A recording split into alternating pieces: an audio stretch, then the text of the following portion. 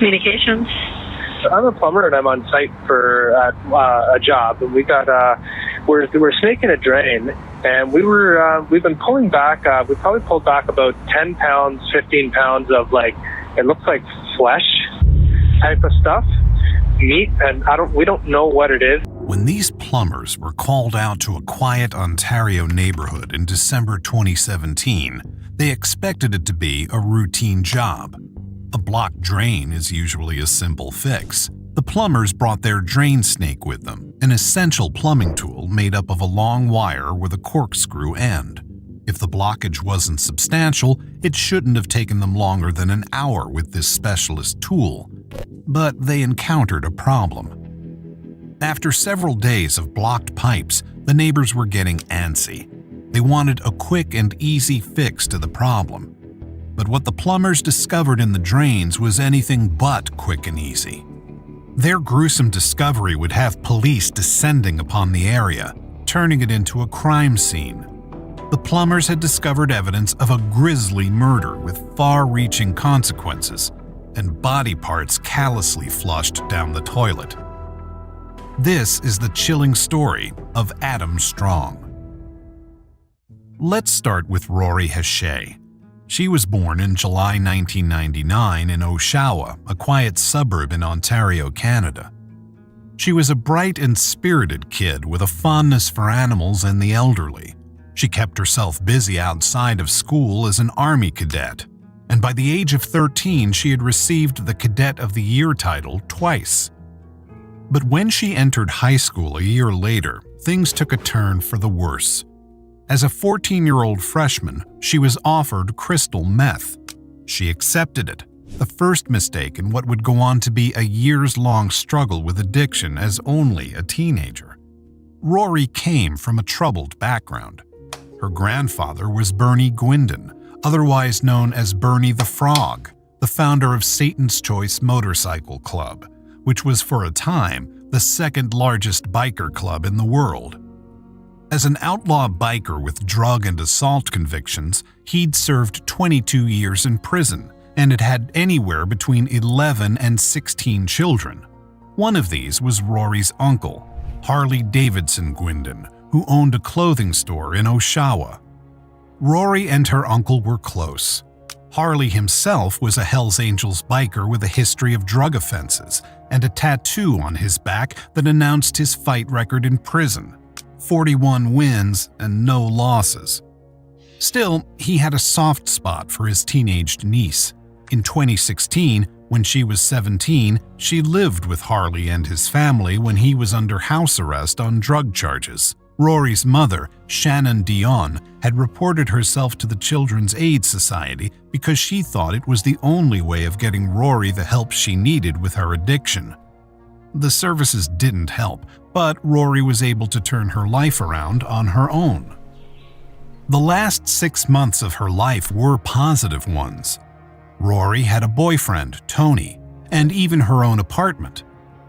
Harley had recently given her and her mother $1,000 to help with living expenses. But Rori had found a job of her own and had gone back to school.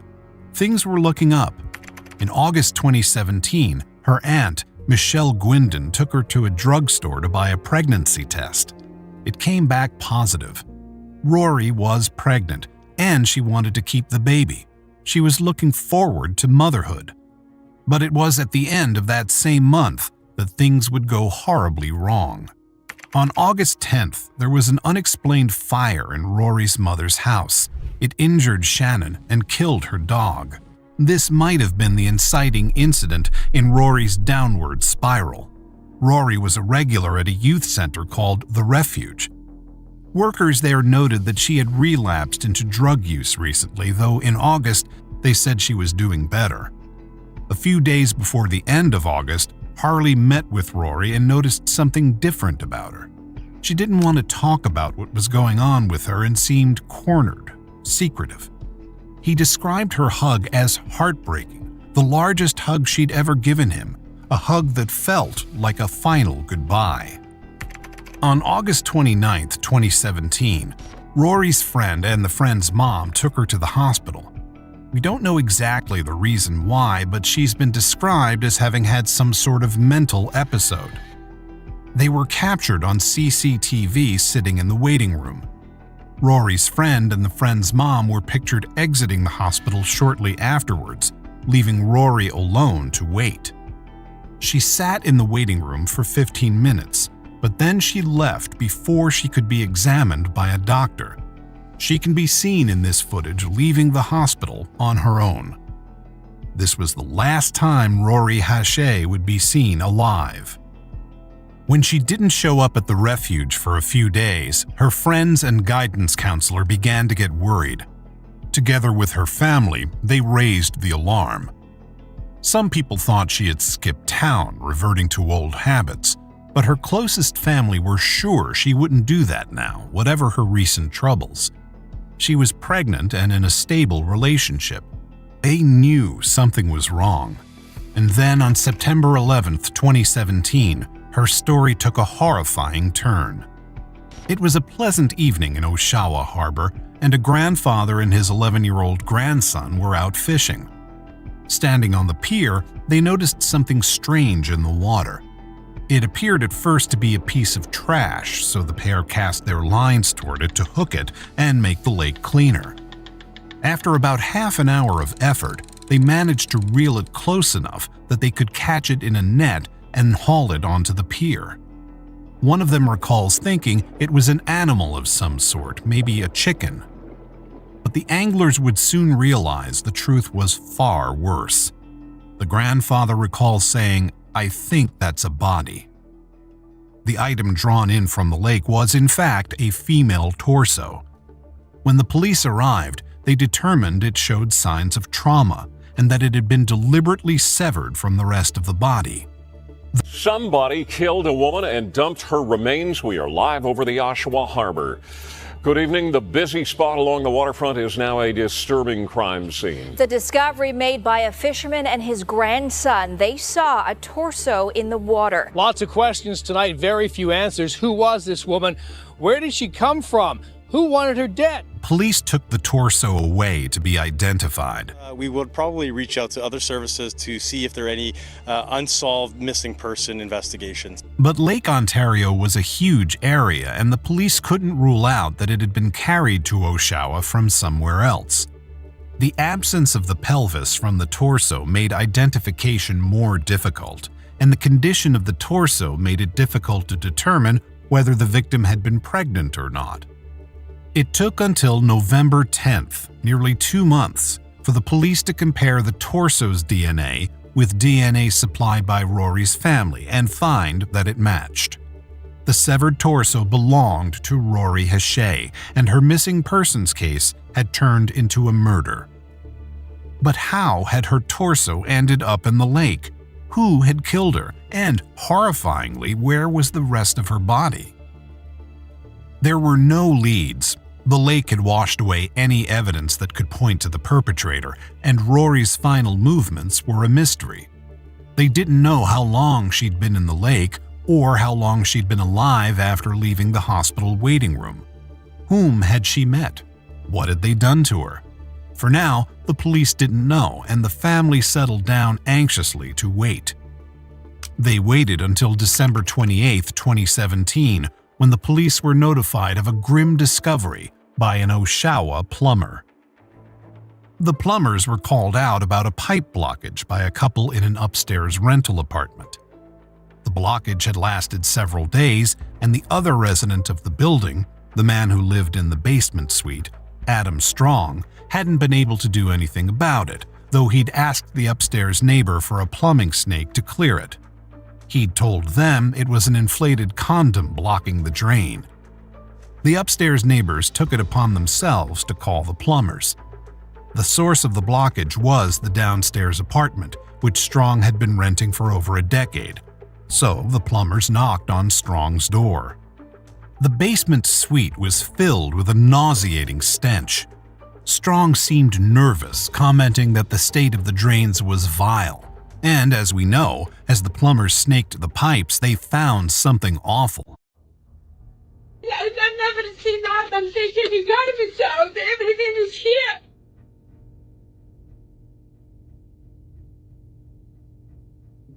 Knife by the bed.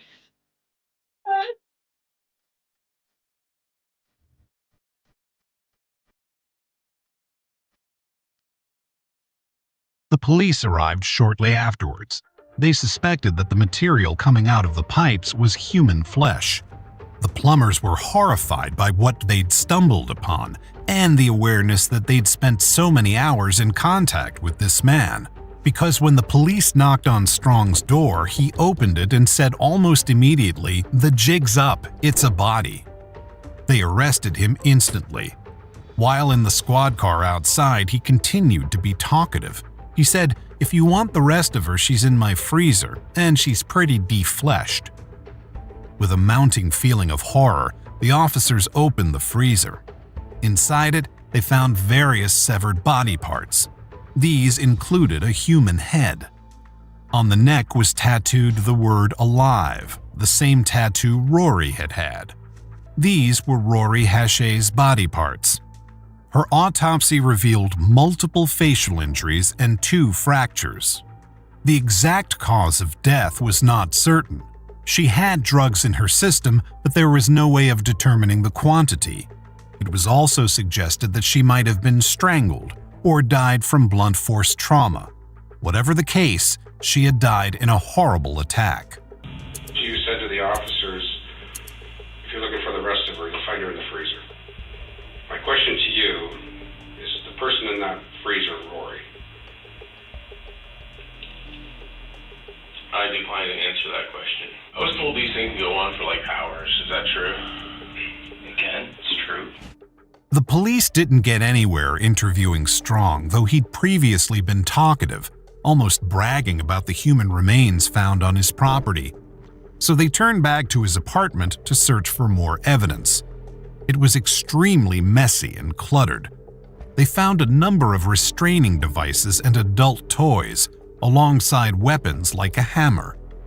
On this hammer, they found Rory's DNA. They found Rory's running shoes in a plastic bag with what appeared to be blood spatter on them. They also found blood spatter on the wall and the bottom baseboards leading into Strong's bedroom. There was evidence of other crimes too. Strong's online search history documented his obsession with extreme gore and death. This interest had crossed over into the real world in alarming ways.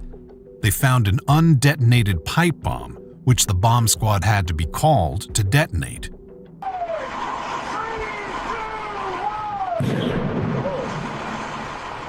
Tonight, a loud bang in the heart of an Oshawa neighborhood, the controlled explosion of a suspicious package at the scene of a suspicious death investigation for Durham Regional Police. Perhaps most damningly, they also found a specialty knife in the knife drawer. It was the sort of knife used by hunters to cut and skin animals. The sort of knife that could have been used for Rory's dismemberment. They checked this knife for Rory's DNA, but what they found on it would blow this case wide open. It was the DNA of another victim. This second victim was 19-year-old Candace Fitzpatrick. Candace was born in 1989. Not much is known about her except for her similarities to Rori. She too was often out on the streets in Oshawa, and she also had a drug problem.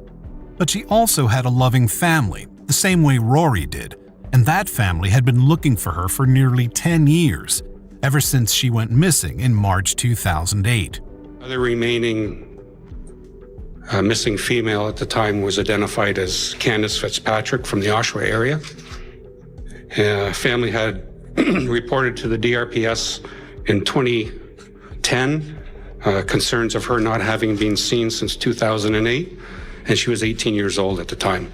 I felt right from the get-go that this was a seasoned person that has done this before, because my daughter was tough. She was very tough, and she would not have been an easy catch for anybody to handle, you know what I mean? So I knew he knew what he was doing. Now, finally, they had a clue as to what had happened to her, and it was nothing good. They had Candace's DNA on the knife, but they found no sign of her body, so they went back to Strong. Initially, he wanted to talk about Rori. He revealed a callous, cruel attitude to her death and the way he'd dismembered her, which he said he'd begun on Christmas Eve 2017 because that was when the neighbors were away. So, the 24th is when you start this, you said Christmas Eve? Yes. Are you doing this while it's frozen or partially defrosted? Completely defrosted. Okay. They had already charged Strong with committing an indignity to a dead body. He believed that as long as they stuck to this line of questioning about the practicalities of what he'd done after Rorri was dead, he was safe from any other charges. But the more he told the detectives, the more they could push him to reveal more incriminating details, and the more a judge could infer about what he'd done to Rorri while she was alive. Strong did not give an actual confession to either murder, that of Rorri or of Candice, but he did admit to knowing Rorri, having had dinner with her, and that she'd come to his apartment on more than one occasion.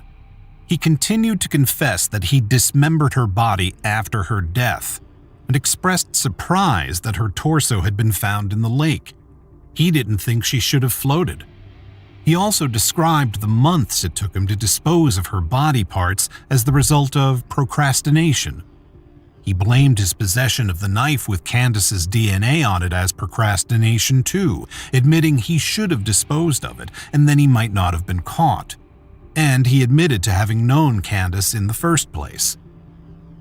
This and the physical DNA evidence were enough for the police to charge Adam Strong with both murders in November 2018, a year after Rorri's torso had been identified.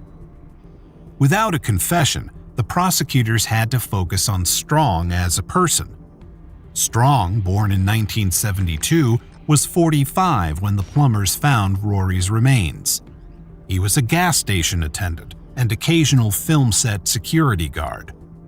Not much is known about his early life, though he claimed to have had a bad childhood, blaming it for his behavior. "They are my actions, but I don't think I would have made those actions had I been nurtured," he said. "It was a really bad childhood." He also had a troubled history with women. Prosecutors called 2 women to the stand who'd both had relationships with Strong in the past, at least 20 years ago, when Strong himself was in his 20s. They said he'd enjoyed bondage and choking, which for one of the women was consensual, but for the other woman was not. She said she'd felt frightened for her safety when it happened. This troubling behavior painted a picture of an aggressive and cruel person.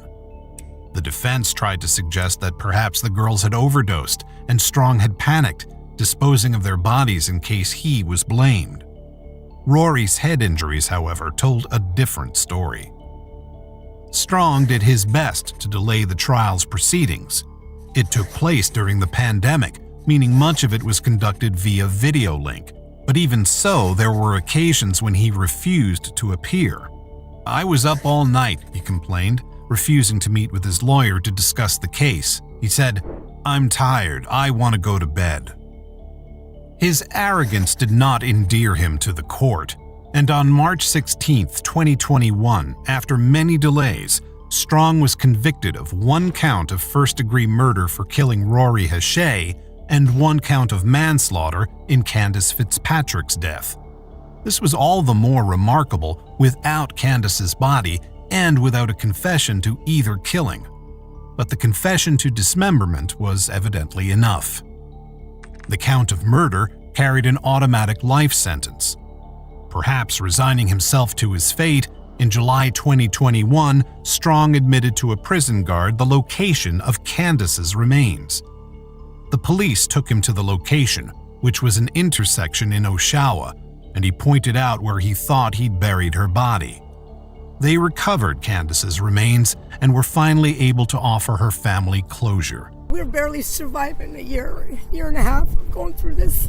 I couldn't imagine 10 years, And I met that family in person. There's no way that they did not report that child missing. There's no way, They're good. They're good-hearted people. They're hurt. They're crushed. It's very hard to accept that this happened so close to the police station, so close to the downtown core, I've lived in Oshawa 43 years. I was born and raised here. I never thought we had to worry about problems like this here. We had some bad people, but not sent straight from the pit of hell. You know what I mean? So I don't know how to feel about anything other than right now I'm most blessed by the work the detectives have done and their superiors and everything that's been put into this. I do not get the attitude. He's guilty of nothing in his mind. He's already judged, tried, and convicted himself of being guilty of nothing. You know what I mean? I don't have any words for this guy. I don't have any names to call him. I don't have any words for him other than, maybe think about doing the right thing for this city and my family and all my friends that will never be the same again because this has slaughtered us all. Strong's sentence will be especially dangerous for him. Rory's family connection to biker gangs, including notorious outlaw biker Bernie Gwindon, founder of Satan's Choice Motorcycle Club, means that people on the inside will be gunning for Strong as the man who killed their leader's granddaughter. One convict said, "You can't kill the granddaughter of somebody connected to the Hells Angels. It all gets down to that. You can't kill a biker's granddaughter and get away with it." But we still don't know exactly how Strong met these women or why he murdered them. The prosecution theorized that these were crimes of opportunity, that Strong ran into Candace and Rory on the street and kidnapped them. He still has not revealed the truth. What's most disturbing is the decade-long gap between his first kill and his second, and the question of what he might have done in between. What do you think about this horrible story? How could Strong's crimes go undetected for so long? Let us know your thoughts in the comments below.